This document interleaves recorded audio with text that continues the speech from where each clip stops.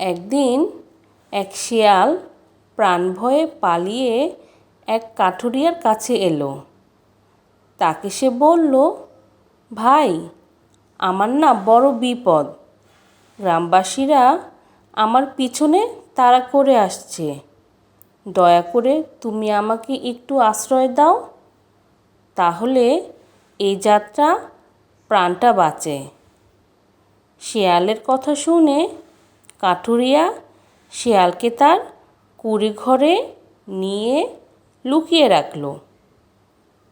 তারপর কিছুক্ষণ পরেই শেয়ালের খোঁজে গ্রামবাসীরা সেখানে উপস্থিত হলো। কাঠুরিয়াকে ডেকে তারা বলল, ভাই, একটা শেয়ালকে এ পথে যেতে দেখেছ?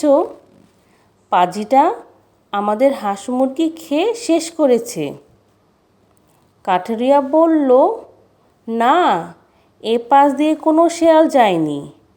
মুখে এ কথা বললেও কাঠুরিয়া কিন্তু হাতের ইশারায় গ্রামবাসীদের দেখিয়ে দিল শিয়াল কোথায় লুকিয়ে আছে।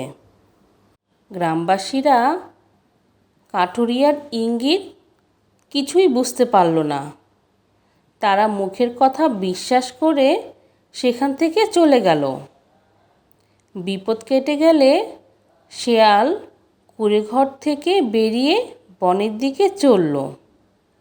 কাঠুরিয়া তখন তাকে ডেকে বলল, অকৃতজ্ঞ শেয়াল, এমন বিপদ থেকে তোমাকে বাঁচালাম, আর তুমি আমাকে একটাবার ধন্যবাদ পর্যন্ত জানালে না, চুপচাপ চলে যাচ্ছ।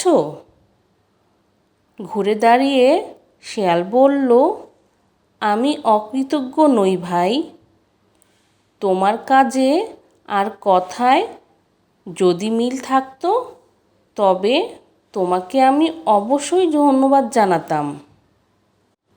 তুমি গ্রামবাসীদের মুখে যা বলেছ আর হাতের ইশারায় যা দেখিয়েছ তা সবই আমি ঘরের বেড়ার আড়াল থেকে দেখতে পেয়েছি। গ্রামবাসীরা তোমার ইঙ্গিত বুঝতে পারলে এতক্ষণে আমাকে মরে যেতে হতো। গল্পের নীতিকথা: মুখে মহৎ কথা আর ব্যবহার দুর্বৃত্তের মতো এমন লোক সকলেই ঘৃণা করে।